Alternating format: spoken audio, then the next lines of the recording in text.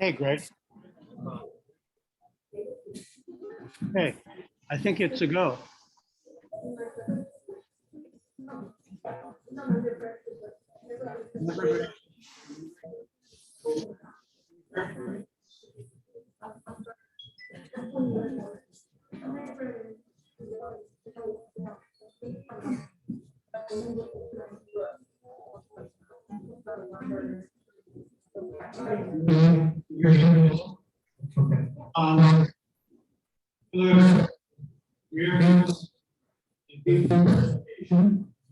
And Dr. González, he was CICY I'm not sure if we're allowed yes. Twice or once. The second time was jalapeno peppers. Now,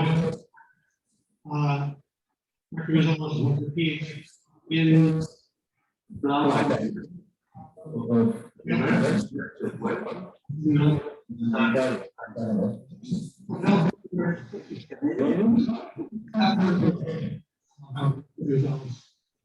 Thank you very much. Thank you. Thank you. Thank you very much for the invitation, and it's a pleasure for me to be here sharing with you this presentation and also the audience us to this new technology, and things like that. Today's presentation, we will this that name implies gold to the heart. They call it for those who remain alive, as you can read, lose my heart. Those out of it, lose the heart, is a different and that's the way that goes is different to a part. Even though it looks and that's the people for it and I will over the first one reviewing the history of art and the little. I don't see you on there. I am. That's okay, if you don't mind. I prefer people, and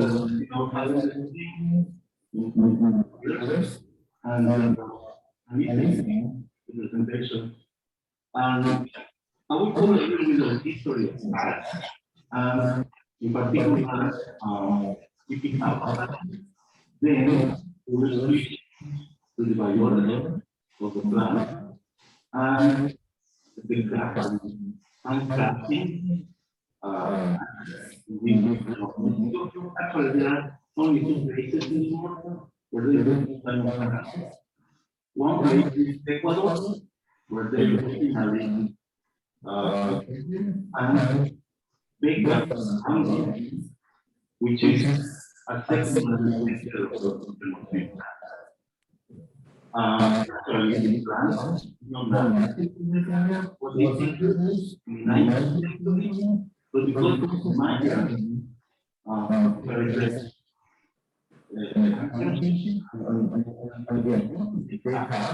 so this is a second important place for the local Jipi. And this next another human friend. So we've been hearing that since big time, Roman time, in Asia, in America, as we can see from these pictures, this is the way of used to they used to call it petazos. The Romans, like real orchards, they use the video to this innate evidence, ceramic evidence of different and the last three pictures here are more the first one from Ecuador, 19th century. The one in the middle is of Spanish military before the war between the US and Spain. So the official uniform of the Spanish army was Japa, as you know, and this is contemporary Japa. In this area of continent, apparently from ceramic evidence, the miners used red rocks. We don't know if they were made of Jipi. Pardon me. We are having a problem with the audio. Kindly take a look at the chat. This photo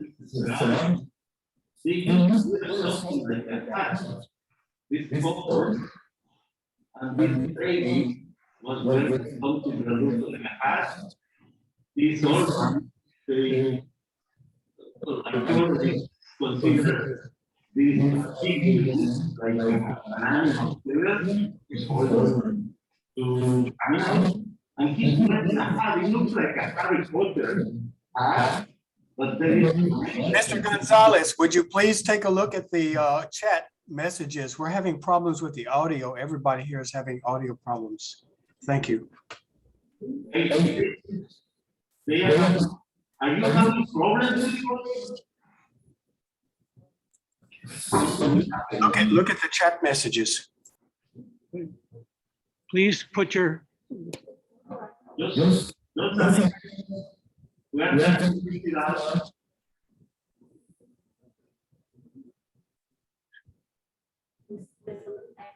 Yeah, don't together.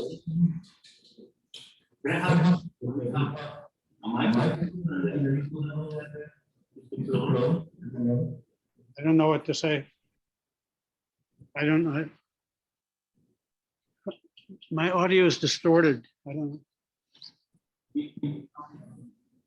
Hold on. Switch off this one. Can you? If you don't mind, and I'll wait. Let's see what happens.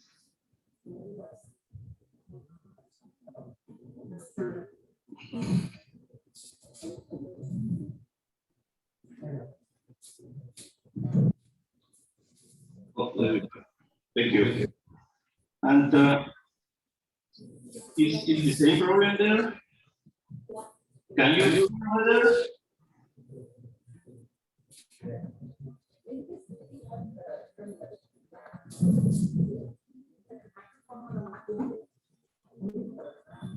Okay. Let me see.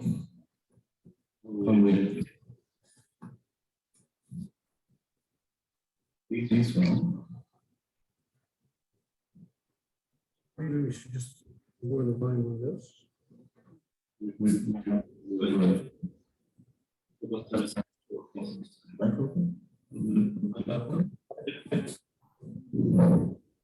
Sorry. So.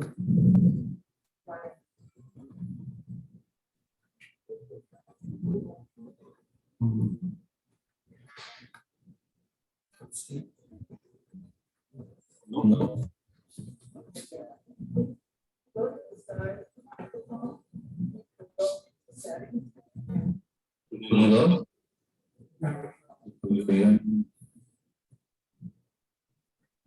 Try again.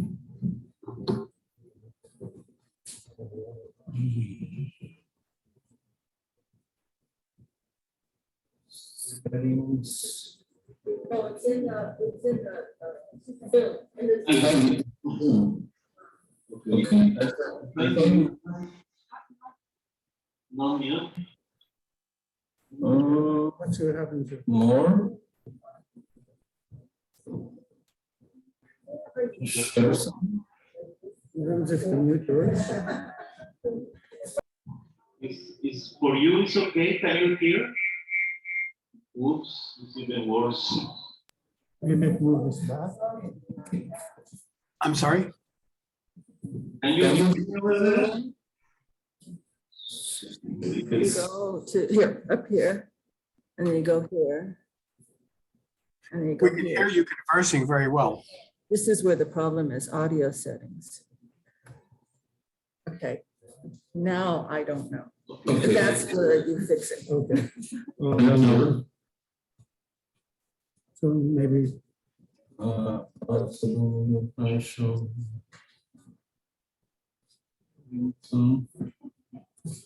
This speaker.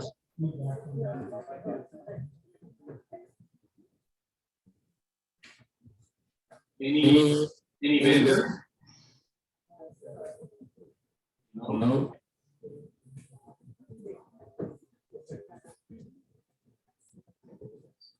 See what you have. Let me see. Let me see something. You have headphone. Is this a real tech? Yeah. Okay. Just make sure we're on the right thing. Okay. And then I think you don't want it this quite so high. Speaker headphones. Maybe turn this down. Did you turn these up? no, No. I think we'll turn them down. Okay. And then this one. This is where you test the speaker, but we'll try it now. Microphone. Now see. what happens. Can you hear us over there? Is that better? Is it better? No, they don't seem to be hearing anything. Oh, they're not hearing anything. Then it might be this. I think they're hearing. They said it sounded distorted. We're hearing your conversations very clearly. Can you hear me? Oh, they're. Fix it up. Okay, thank you very much. Presentation that was garbled. It's as if it has two different sources for input.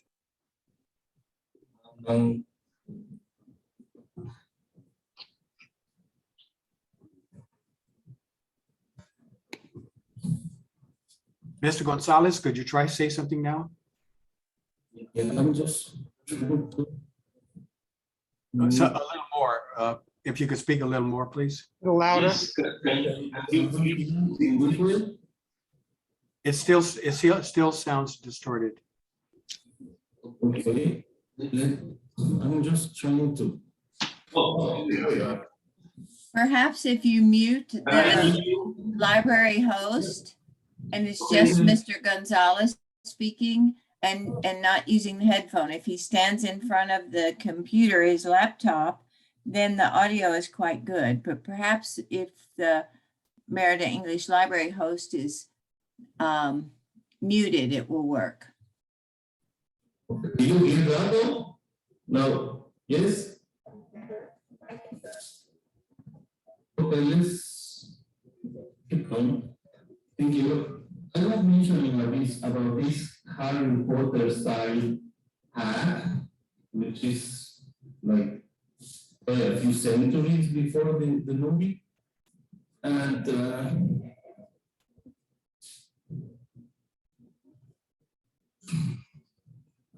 oops.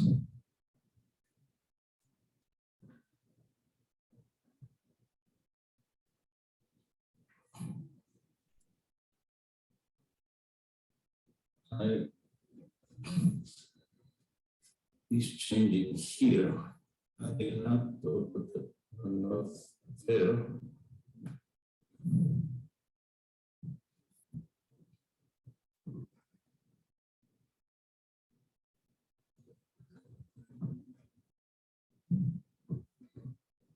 I will start over again.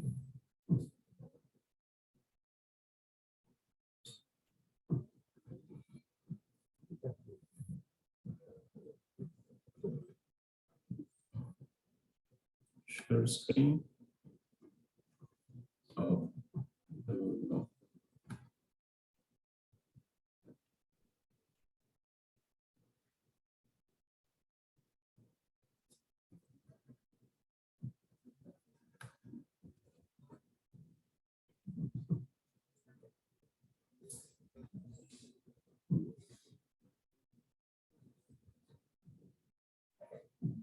Okay. And then let's move to the next one. So this is another evidence of Mayans using something that looks like a hat. These drawings are from a base, a Mayan base, and they represent sort of procession with people wearing hats, and in the center is like, I don't know, this character looks like someone important who is carried with, I wouldn't say it's a hammock, but looks like a hammock, and he's carried by these two gentlemen, and below him is his pet, and all of them are wearing something that looks like a hat. And in the next one, it seems to be like a ceremony, and there is a group of 3 guys with something that looks like a hat, and these ladies are like celebrating with a hat. Seems to be a ceremony in which they are participating, and somehow those objects that looks like a hat are playing a role. We don't know what was that. We don't know. We don't have the hats. I mean, the real hats, because they are already degraded because of humidity and environmental conditions. But all we have is indirect evidence of Mayans using hats. When the Panama hat, as we know it, became a Panama hat, and probably you know, while they were building the Panama Canal, most of the workers, not all of them, but many of them, used to wear those hats. And eventually, they became important, and they were known abroad, I mean, all over the world, as the Panama hat because of President Roosevelt. He visited the canal construction site in November of 1906 with his wife, Kate. And all those 2 days that he stayed there, he was wearing a Panama hat. And from there on, we know that particular kind of hat as Panama hats. Okay? Those very nice pictures show most of the activities he did while he was there. And I think the most famous is this one. This is the most known picture of his visit to the Panama Canal. But there are many others. This very nice picture is not well known, and his wife is on his right side. And he went to the canal to make a nice show. And he wanted to show support to the canal. He jumped into this big machine and he asked for pictures. He wanted to show everyone that he was supporting the canal project. And from there on, Panama hats became fashion, became famous people, actors, all of them fell in love with the Panama hat. You can see many different actors, and not only actors or actresses, but also the Royals. They love Panama. I mean, if they go to watch this tennis tennis game, they wear a hat. Anywhere they go, they wear hats. All of them are Panama hats. And the funny thing is that Panama hats are not from Panama. They come from Ecuador. But it happened is that Ecuador, even now, but even in the 19th century, was the main producer of hats made with this fiber. And they used to export even now they export thousands of hats, and they call it Panama hats. One of the main destinies of those hats in the 19th century was the canal for workers. I mean, it was a fresh hat. This area of Ecuador, the region, they call it, I think is the Guayaquil province, is the main producing area of hats. And in that area, there is a small town. Actually, there are two towns which are famous for the quality of their hats. Montecristi, and is another name for those Panama hats. Montecristi Panama hats are like the cream of the cream.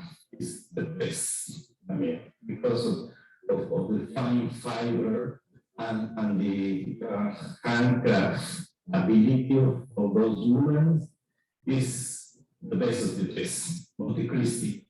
There is another small town, south down Montecristi, which is perhaps familiar now to you, that name, Japa. It is where the name that we use in this area of Mexico come from this small community of Japa. So these two used to produce, even now, they still produce, perhaps not as many as they did in the 19th century, but they produce a lot of hats. There is another place in the world, as I mentioned, which is the area of Calquini, with Becal and many other small communities. Becal is the main place for commercialization.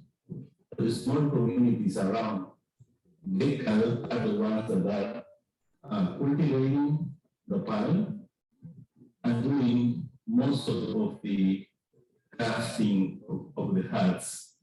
So this is the region, is here, the north of Campeche state, and these are this is one of the most important areas to pine production and also for hats, and of course Becal is mainly for commercialization.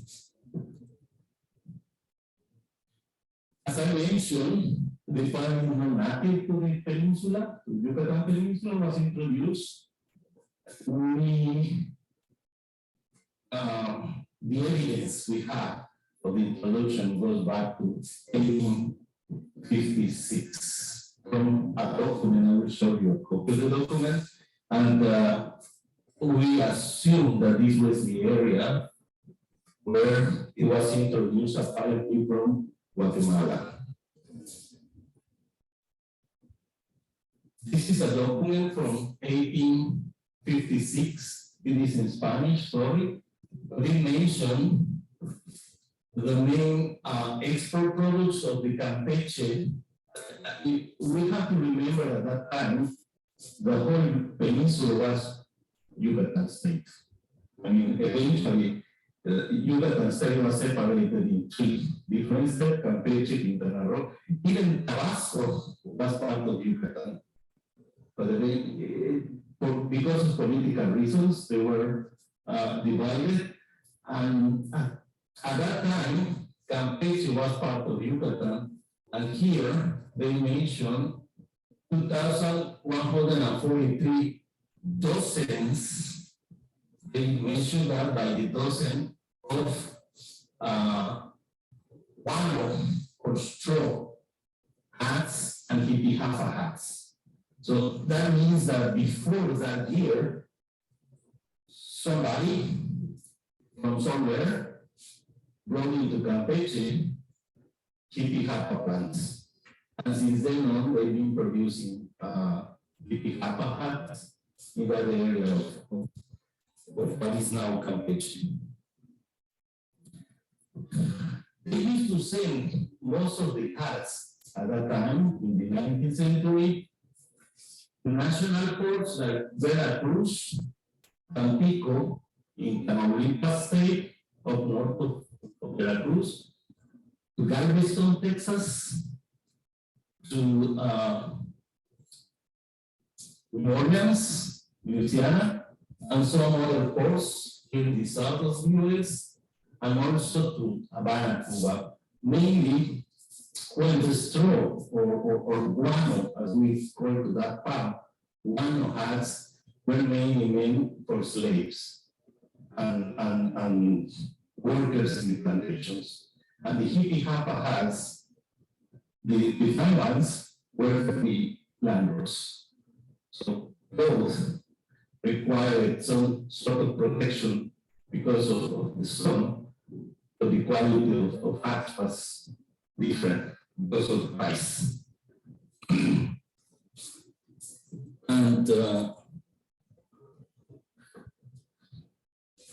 let's switch a little bit to where the plant is native. As I mentioned, this area, I mean the north of Peru, the whole area of Ecuador and the south of Colombia is one of the main centers of diversity for this species.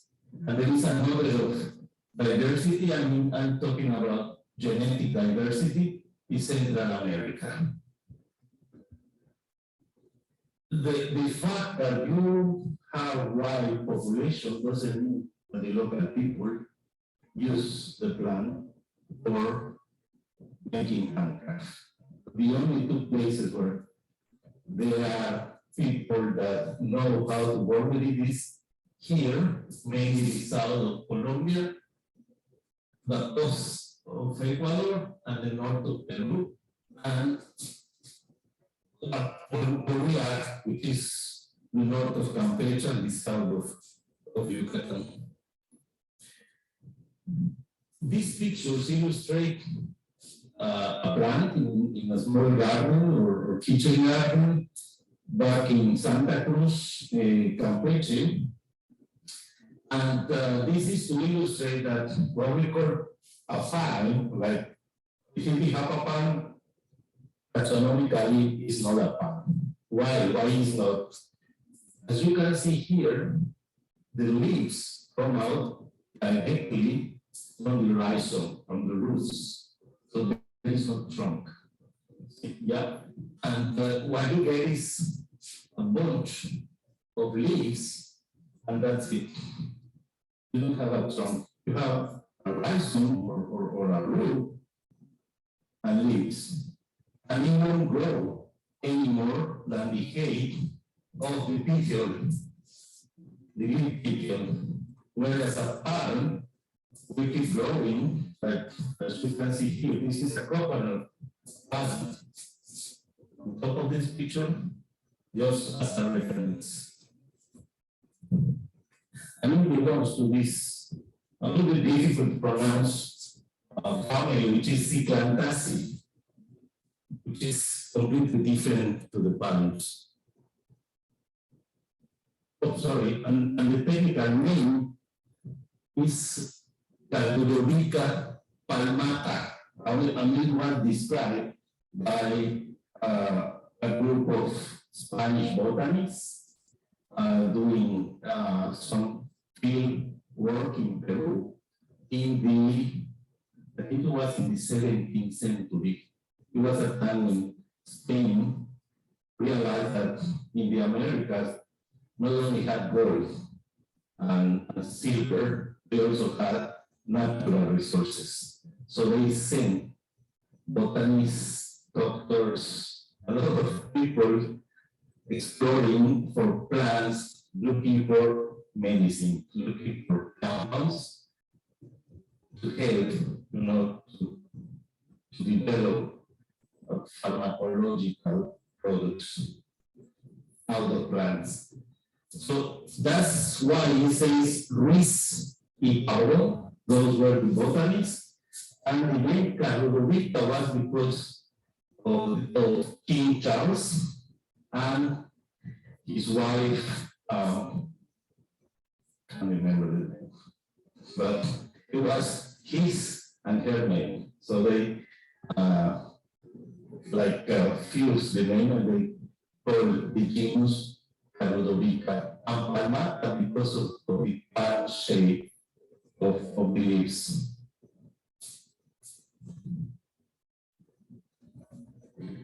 This is the way as they grow it back in Santa Cruz, which if you visit Becal, you won't see that. They don't grow the plant. They do the crafts, they do the handcrafting. But the fiber is mainly produced in a small town, a small community in Santa Cruz, ex Hacienda. It's a nice place. And what I like is the way that they grow it. If you can appreciate these trunks which are here and at the back is what we call it in Spanish cedar. I think it's cedar, not the cedar from Europe, it's tropical cedar with the red wood. And they do this multiple cropping with different levels that try to copy the tropical forest. And here you see bananas over there and others. Here is a chaya plant from, I'm not sure if you're familiar with this green leaf, is edible. And at the very bottom of the polyculture is Japa, with the shade of the trees to create a very nice environment, a humid environment where the sunlight doesn't get directly to the leaves of the Japa plant, and it's very sensitive to excess of light, sunlight. No chemicals, no fertilizers, nothing. So, and it became soil, something that we don't have that much here. It's an interesting system from an agricultural point of view. What is the part of the plant that is used as source of fiber? They call it like young leaves.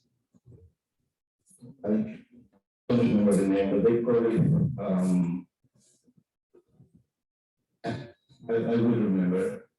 Anyway, these guys are harvesting the cutting off those young leaves, and eventually they open up the leaf by pressing against the soil or the wall, and it opens. And it's all this whitish, youngish tissue. It's a very soft tissue.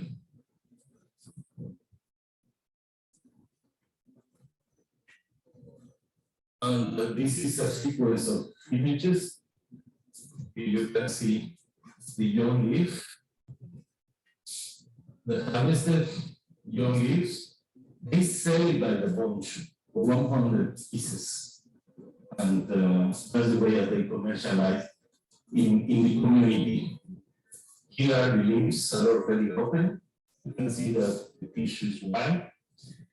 They dry it, they hang it in a row, and they expose the tissue to the sun. Eventually, they may use even sulfur. They have ovens with sulfur for bleaching or whitening of the fiber. And if they want, they also dye the fiber with natural pigments from plants. There is that lady you will see is, wow, is a chemist without, she doesn't even read, she doesn't even write. She's an alphabet, but she's a chemist. I mean, wow, she can do things that this lady, in one of our visits, she told us, I want to show you a deep blue dye. And she brought her a small bowl with water, like cooling water, not distilled water or purified water, no, water from the well. And then she brought with her some leaves. With her fingers, she started like crushing the leaves. It's not enough. Then she went back to her garden, brought another leaf from another plant, did the same operation, and like boom, it was a dark blue, like seconds. And we are talking about a solution, a water solution, without any solvents. And they know how to do it, they know the plants, they know the reaction, they know how to combine, how to mix the different plants in order to get a particular color or a particular shade. That's something. And she's always smiling. So what you see here is a fiber with different colors, different shades, and they do this combination when they want to have some particular design of hats. The way they do it, they use very simple, I guess. They are not only traditional, they are pre-Columbian tools. It shows this piece of wood, which is, how could I say, cut in a triangular fashion. If you look at it, it's like a triangle, and the edge is used to soften the fiber, as you can see here. She pulls the fiber by pressing with the other hand, and she goes like this, and make the fiber softer. And well, this instrument, this tool, they call it pache, which is something, I don't know, translated from the Maya, something like a wood or combing, something like that in the translation. The other tools are this cylindrical wooden mold, it's a mold, and they use it to train, to make even all the fibers they are wearing their hands. And in order to do that, they use this shell, this conch shell, and they start like pressing something and put all the fibers in the right direction. So all I am telling you, they do it in seconds. Next. This lady is a specialist in doing these handcrafts. In addition to practical knowledge, there is something that for us was quite a big surprise. We thought that it was just a matter of, putting the fiber in the right place, the right direction. To our surprise, we learned that they do a pattern, a design pattern by counting. Although she doesn't read, she doesn't write, a granddaughter made her nose, and she taught all the formulas with numbers of how to make these kind of patterns, and to help her not to forget all the different designs that she knows since she was a kid or a kid, she made this kind of master catalog of designs. All the designs she does for weaving their hats are here. Just by joking, I told her that this is her hard drive, this is her computer. She doesn't even know what I'm talking about. That's her hard drive. And there are all the bytes of information stored in a disk. So that's the way, when she wants to do some particular design, she goes to the disk, to her notebooks, and start counting. And it's amazing. Here you can see different patterns of those ladies. And very much what it represents for their families, for themselves, is an income. We do that in order to get some cash. And if you even do the numbers, sometimes they don't get a profit. But then income doesn't matter if the income represents a profit or not. So the economy is just to have a little bit of money to buy the most basic things and reinvest part of that money to get more fiber and keep weaving the hats. So it's pretty much a source of income. And you can get high quality hats, very similar to the Ecuadorian Panama hats. It's pretty much the same. And these two right here, I brought with me. These are the two hats from the picture. Just to show you. I must also mention that this is the less fine fiber. I mean, this is the coarse quality. The very fine one is like those that you can wash or put it in a small container, take it out, and the paper will recover the shape. So this is the one for tourists. This is the one for selling. Those which are very fine and very expensive, they just do it if you ask them to do it. I mean, it may take like 4 weeks to make one of the really good ones. This is more like what is it for selling. And this is an innovation. The history of this one is funny. This that looks like a black or I don't know, purple color was all the mix of the different dyes, leftovers of the dyes.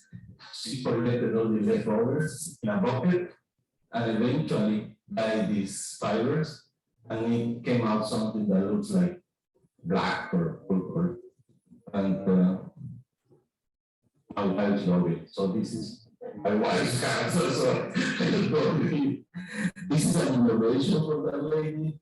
Instead of using the white leaves, she's using but then the color that you get is chlorophylls.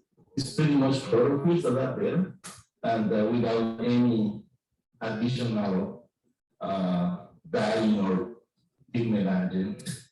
So that's, and this is another example of, this is mostly for ladies. I mean, it's old fashioned, but yeah, they still doing, this is for gentlemen and this is for ladies. But I mean, it's just for having a look.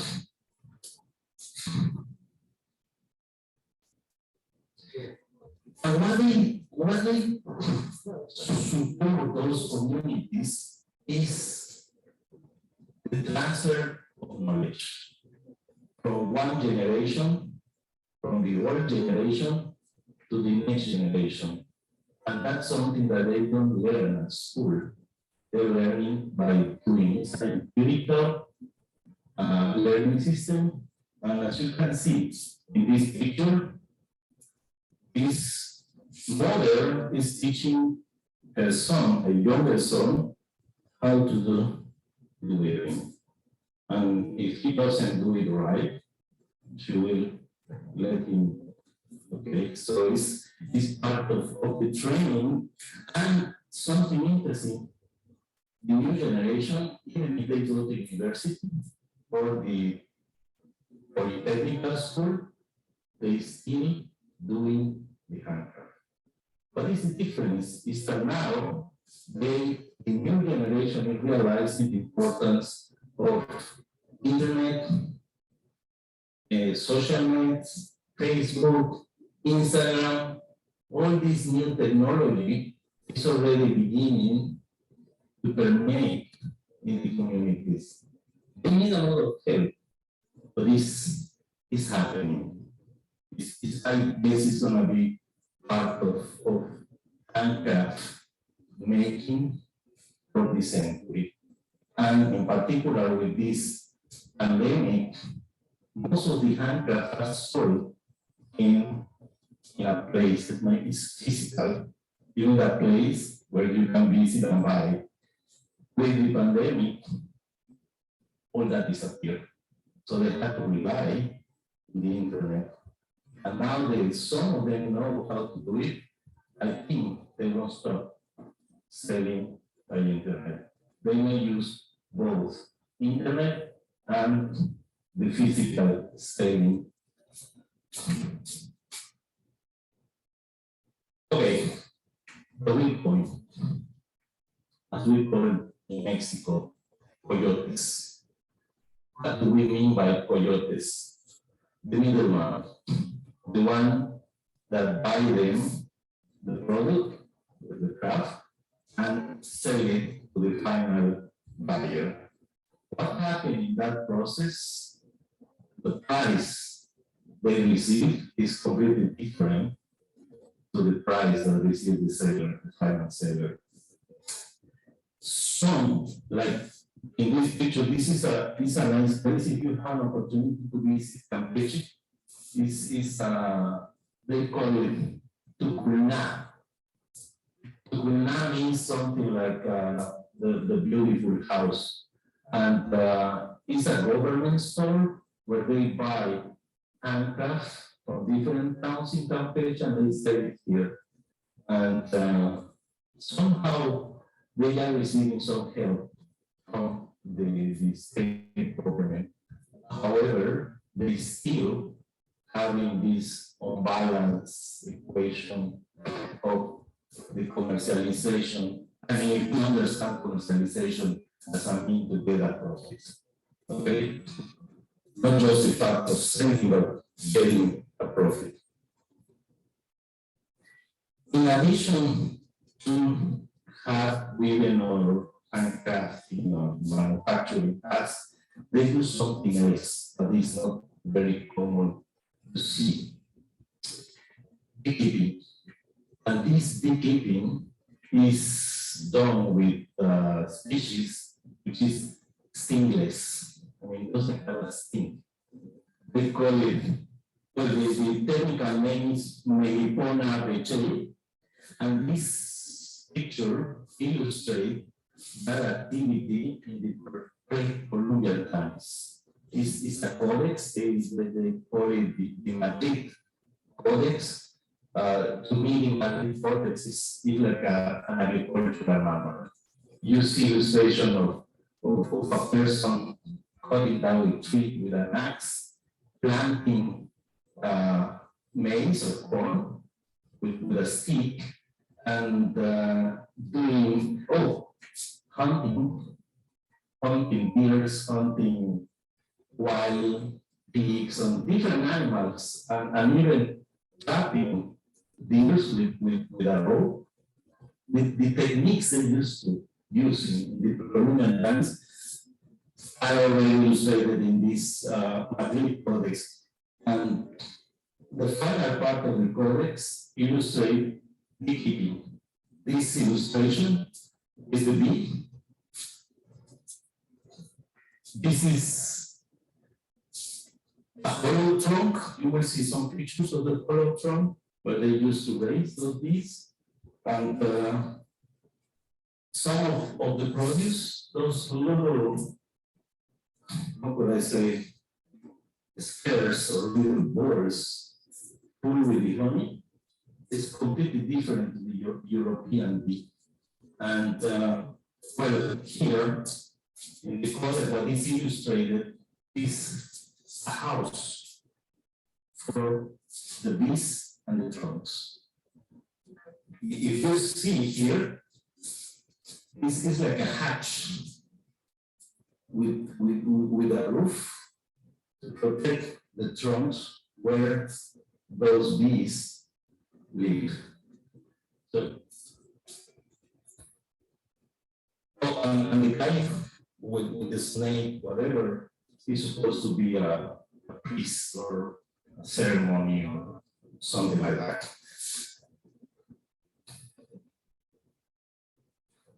Here's a picture. This is a nest of those stingless bees. They do with wax. They do these little like balls, and they fill it in with honey, and they are less productive than the European bee. However, this is mainly used for therapeutic uses and ceremonial uses, and there is a high demand. And here you can see this is the traditional hollow trunk. They call it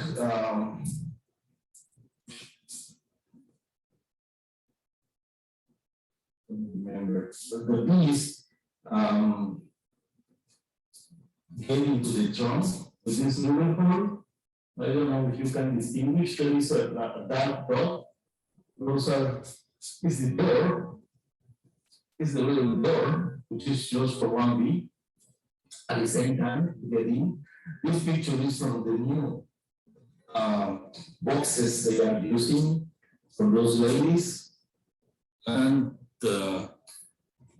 here is an example of they are like opening, they seal the trunk with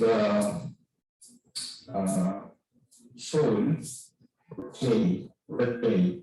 They use red clay to seal it, and eventually they take off this clay and harvest those little balls. And that's something that is mainly a women activity. Okay, challenges. They do their handcraft, they do their bees, they help their families, but there is a huge project from the federal government. They are building or constructing the red line represent the train. I mean, all they are making like a circuit, the whole peninsula, from this train to connect the main tourist destinies like Palenque. Here is Bacalar, Tucumán, Tulum, Playa del Carmen, Cancún, Chichen Itzá, Izamal, Mérida, Campeche. So, what is going to happen if this project is already started? Some of those communities will change. I mean, whether they like it or not, they will change. And some changes will be for good, some others, we don't know. Eventually, that area where they produce Jipi Japa and Japa hats will have to modify the way they live. And what we are trying to promote as an additional source of income is low impact tourism. Now, what do we mean by low impact tourism? Small groups, no big buildings like a home, and as little as possible disruption to the local culture. And from that activities like visitors, like visiting and knowing the culture, trying to get an income that will complement what they get from the ads, the bees, or some other additional activities. So we're inviting people from different organizations like UNESCO or FAO or ONU, etc., even local authorities, and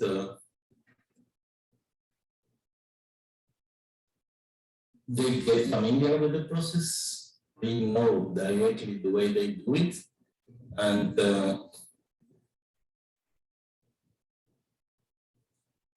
we try to keep as possible small groups, no more than 10 or 12 people.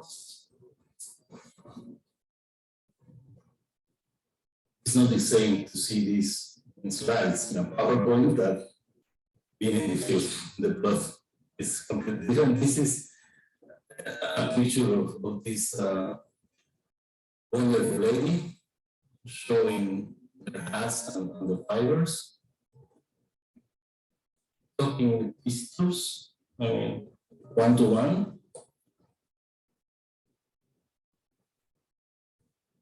Showing them, sharing their knowledge, the way they do the wedding.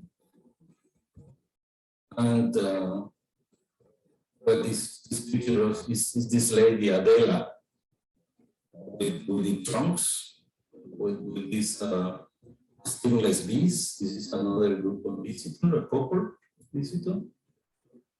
And this is the hacienda. Used to be a cattle hacienda, eventually became Heineken fiber hacienda. Now it's abandoned. I think it's the government took over the property of the land. And the people, well, the owner in the 19th century of this hacienda was the people that introduced the plant to the region.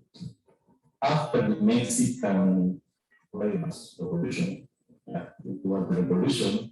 most of the big haciendas were expropriated by the government, and the people were still living there. So they knew how to do the crop, they knew how to do the craft, and they still do that even now.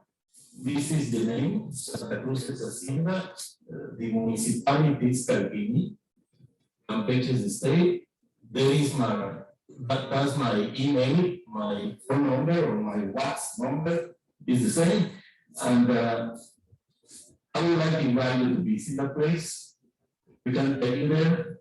We can do the arrangements for a visit, and just give me a call and I will give you the details. And whatever donation or money that could be involved is not for me. It's for them, trying to make them having a better infrastructure and capacities to keep the way of life. I didn't mention, I forgot, just remember, I didn't mention that in this season of the year, they do the handcraft in caves, which is why Beca is so popular. Beca is always saying that they do the hats in caves, which is true, but it's not the only place. They also do it in some of the small communities. They have caves, and because of humidity in the cave, the temperature is fresh, humidity is high. Otherwise, the fiber becomes too hard, to be brittle, and they cannot get a good quality of living.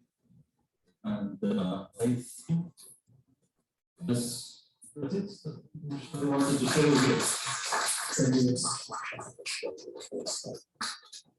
you. Yep.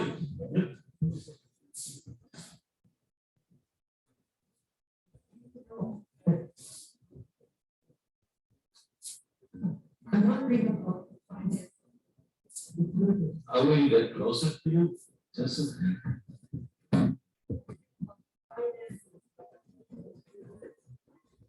is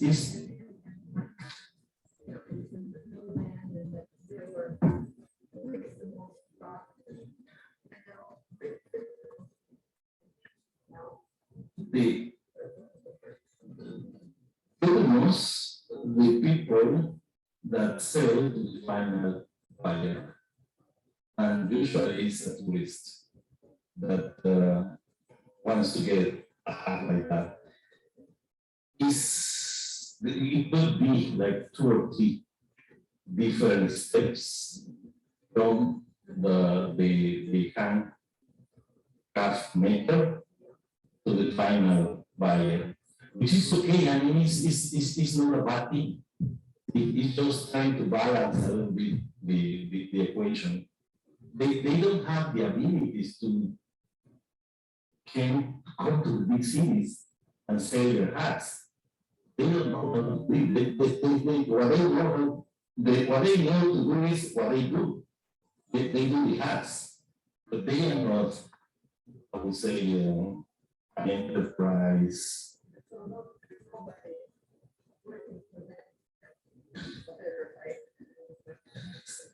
Some programs of the government, the local government, try to do it. But then you have this, how could I say, this tendency to have just a few, but no other. There are sometimes some preferences in the way they receive government assistance program. Not much. So that's why it's even better if they learn how to do it by themselves. I mean, if they learn that just by tourists visiting that what they do and showing them how they do it, they will get an income. They don't know that. But they are so familiar to do these props and do the hats. They consider that that's normal, that's life. They don't realize that that's something unique. There are only 2 places in the world where you can see this in real. I mean, that's by itself. Just the process is unique. Here in Mexico, there is no other place in Mexico where they do this. It's just the north of Campeche and the south of Yucatán. There are 2 species. The one in Campeche, the one we were talking about tonight. There is another one in Yucatán, which is very similar, except for a lower quality of fiber. But it produces more fiber. So you get like a compromise, and the one with the lower quality of fiber is used not for hats, but for fans or little containers for other kind of handcrafts. The good one for high quality hats is Carolina Palmata. That's the one we were watching tonight. Who's next?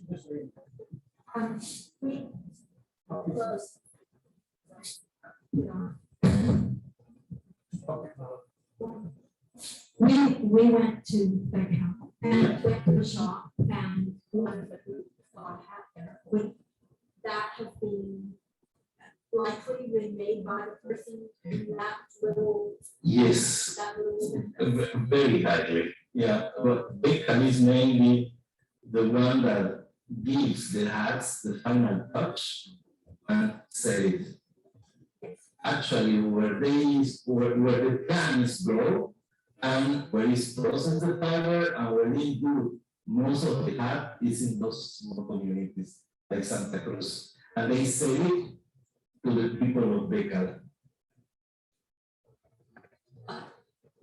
The shops that we went to said they had caves and were producing gas, so were they doing weaving there? Sometimes they do. Yeah. I just wondered if they were. They do also, I mean, in Becal, most of the activities, they don't produce the fiber, they buy the fiber. So they would be buying the fiber Yeah, and doing the weaving there. yeah, yeah. I'm not saying that this is bad. I mean, it's just the way as the whole chain is integrated. Becal is the main commercialization town or center, and the small communities around are doing most of the process. Sometimes they do just a part of the process, or step, I would say, perhaps growing the plant, but that's it, they sell the fiber. Some other people buy the fiber, the fresh leaves, young leaves, they dry them and bleach them and sell the processed fiber or semi-processed fiber to those that we made the hats. In some cases, you have a farm that they do the whole thing. It varies a lot. So there's a good chance that the people who bought from me, they Yes, might think. Yes. Yes. They didn't. Yes. How can you differentiate the quality of the fiber based on the price? You may have like two identical hats, I would say. Those are almost identical. You will see at the shops, and you will see two things like that. And then you will ask for the price, and she will say, this one is 3,000 pesos. Wow, that's expensive. And the other 300. Perhaps you will buy the 300 one. But she will tell you that this is a species, and it will last you maybe 2 years, maybe 3. And it will last you for 10, 15 years. That makes it different. Although it looks like pretty much the same. But that's a way to differentiate when is the finest or the highest quality and when it's not. I have another question about the possible, I don't know if they occur. You were mentioning the fact that they are the same hats, medical made and crafted in Ecuador. Yeah. Are there links between the No, I mean, you links in terms of commercial exchange or no. Even in Ecuador, they have origin denomination or denominación de origen, as that is used in Europe, and they also have the mark Monte Cristi, and when you see a hat with the Monte Cristi seal, that's a guarantee of excellent quality. The market for these local ladies, the local producer, is mainly the Caribbean. Mérida, as a tourist center, also Campeche. Some of them even send hats to Mexico City, and but it's not as high the quality as those from Monte Cristi back in Ecuador.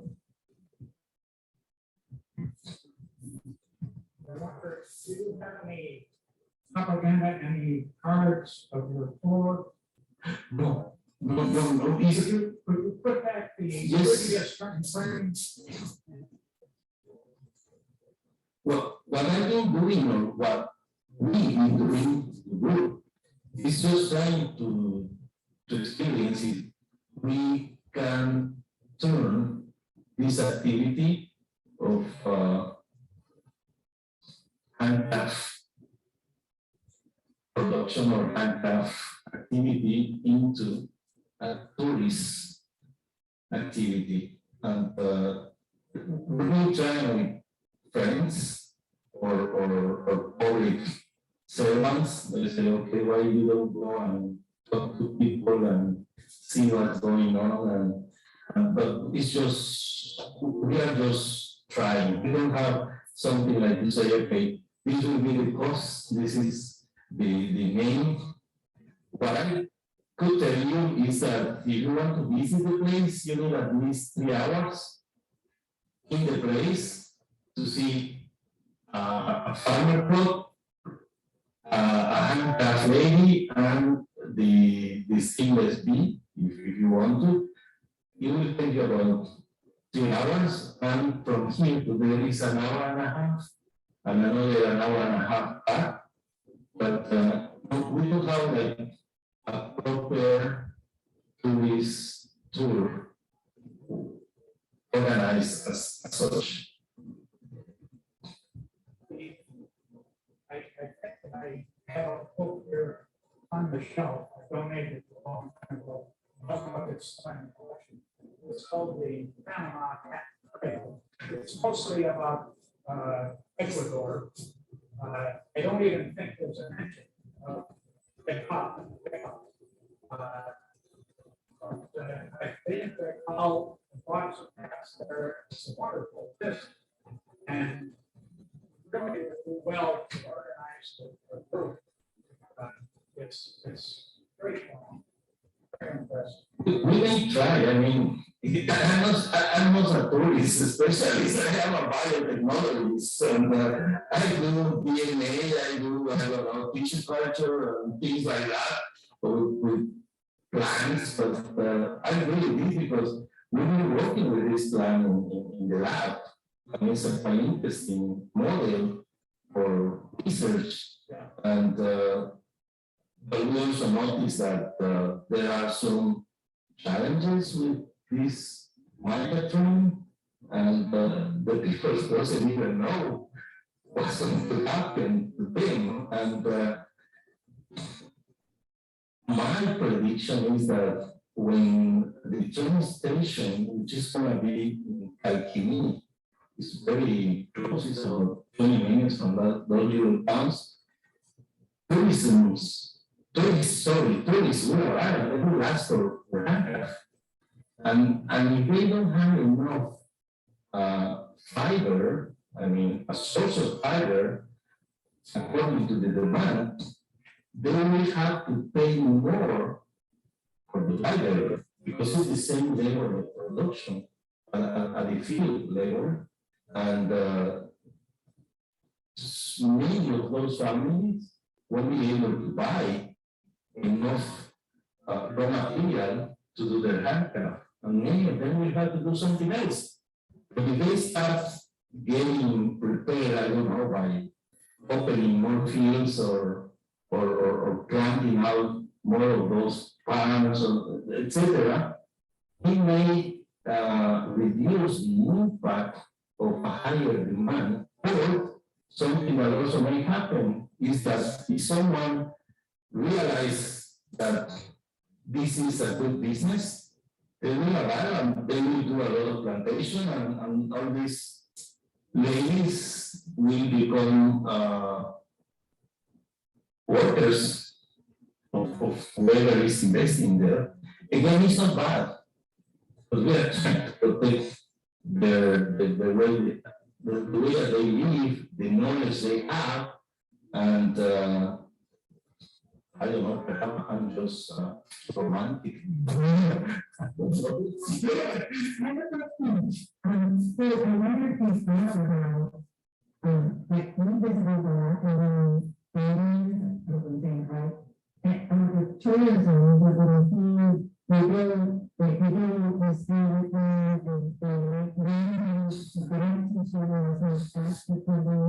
I think there is a difference in the market.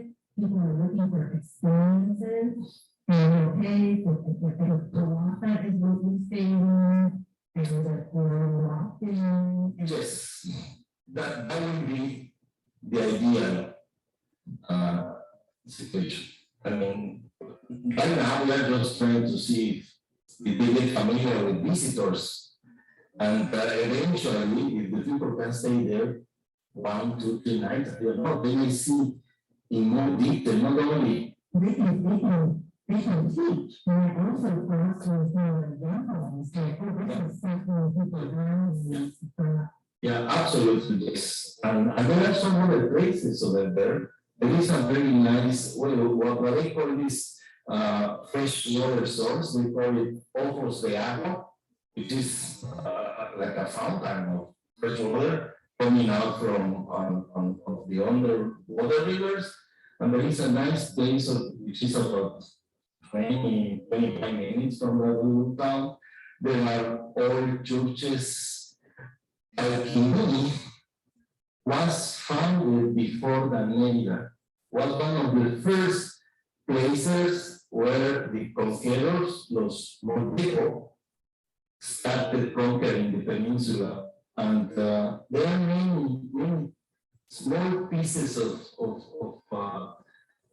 history, culture that may contribute to make like, I don't know, we may call it the Jipi route, but they call it the tequila route, we may call it the Jipi Japa route, or something like that. And you may get even to the coast. There is a farm, alligator farm, so you can see alligator, you can take a picture holding your baby alligator, and if you want to eat an alligator stick, yes, you can try that. And I mean, there are several things that you can see in that road.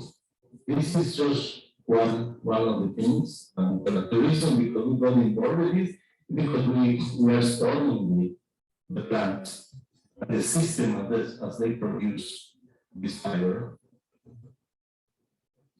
Because the people who work here have to go home and go. So if you want to get in touch with González, please. Yes, Write that down, that number, and his email, he does respond to email.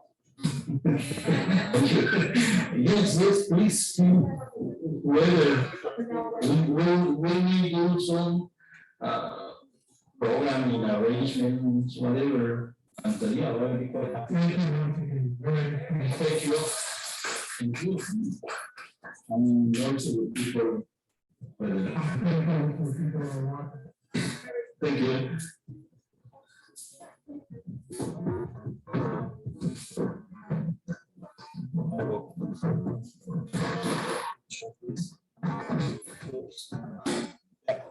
We've been trying to identify this plant. Okay.